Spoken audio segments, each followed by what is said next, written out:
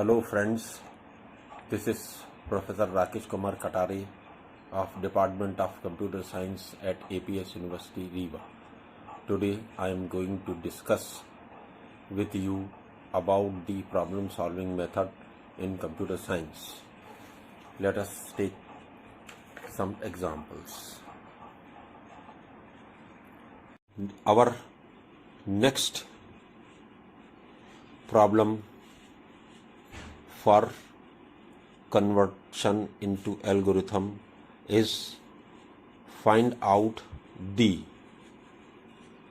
sum of the digits of a number. Let us take number 7532. The digits of 7532 are 7, 5, 3 and 2. This number can also be represented as 7000 plus 500 plus 30 plus 2. It means this can also be written as 2 into 10 to the power 0 plus 3 into 10 to the power 1 plus 5 into 10 to the power 2 plus 7 into 10 to the power 3. This means that the position of numbers are because they have weights. Now I have to find out the digits of this number.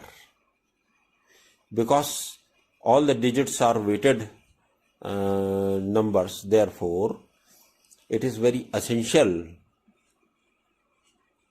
to find out the digits by using mathematical method.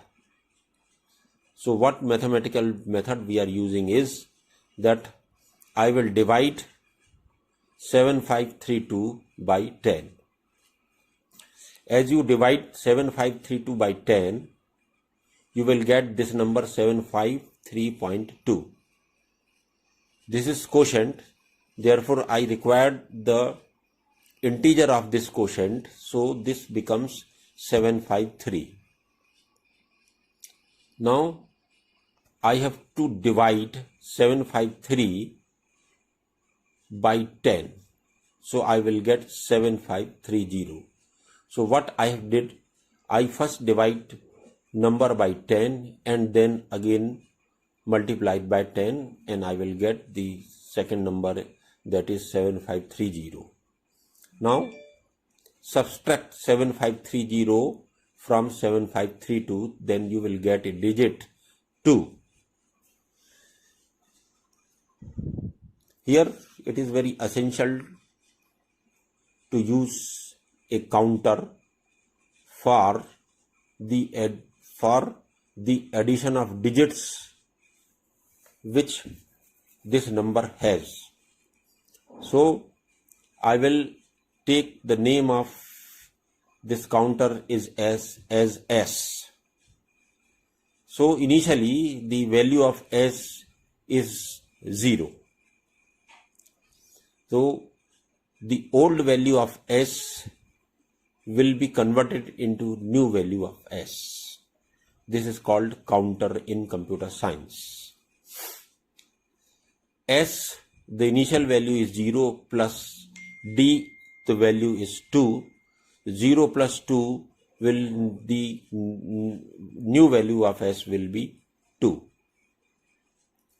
Now this 7532 will be converted as the numerator for next step, and 753 now become numerator. I am dividing this numerator by 10. I will get a new number 75.3. Integer of 75.3 will be 75, and I again multiply by 10 and I will get 750. Now I will subtract 750 from 753. I will get digit 3. Again I will apply counter on 3 and I will get the new value of S, which will be 3 plus 2 will, which is 5. The next new value of s is 5 for next step. Now this 75 will again be converted into numerator.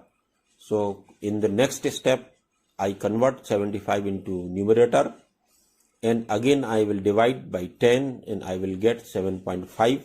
Integer of 7.5 will be 7, and 7 is again multiplied by 10, I will get 70, and this 70 will be subtracted from 75, I will get next digit as 5. Now the same thing I will repeat.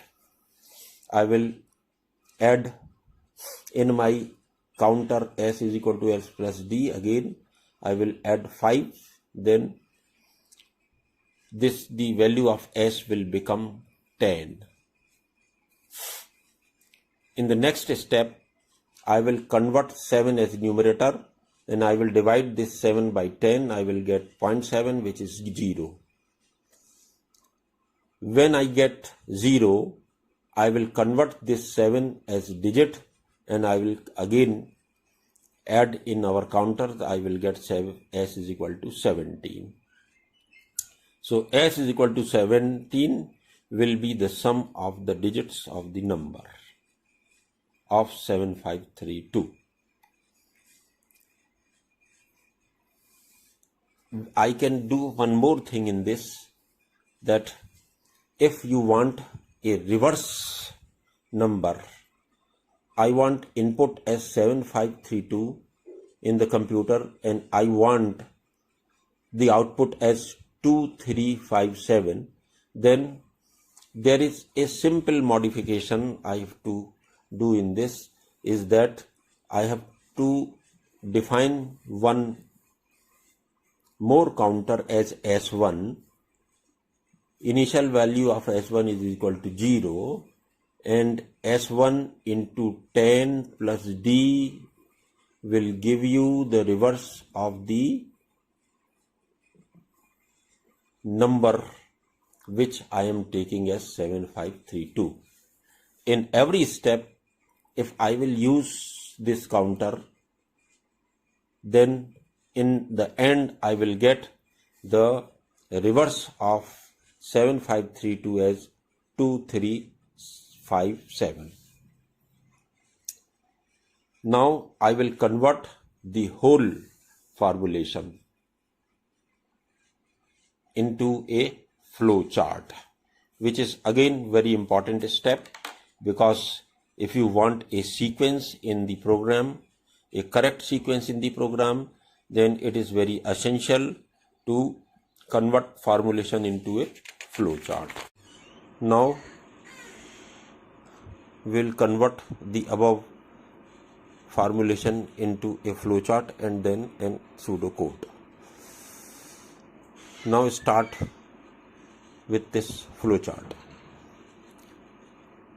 Input is n, s is equal to 0 as initial value of s, q again as the integer of n upon 10.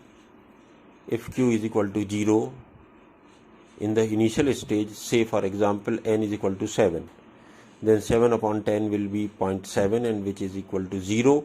Therefore I will convert this n into a digit, and I will add this 7 into z into plus 7 plus 0. This will give you sum.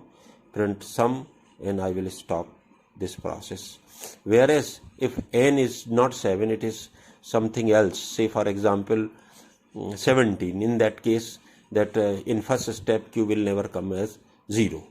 So take a number which is not a single digit number, it is more than a single digit, then this part of the algorithm will be used.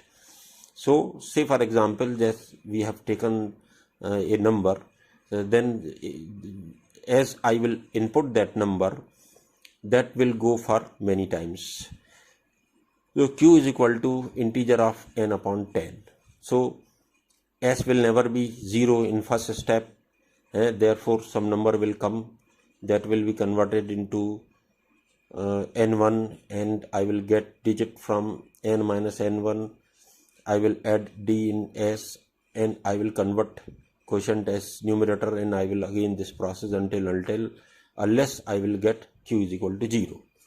Now this pseudocode is be written like this. Pseudocode is input n s equal to 0, q is equal to integer of n upon 10. If q is equal to 0, then I will repeat the process of this part, and if it is not 0, then I will repeat this process here.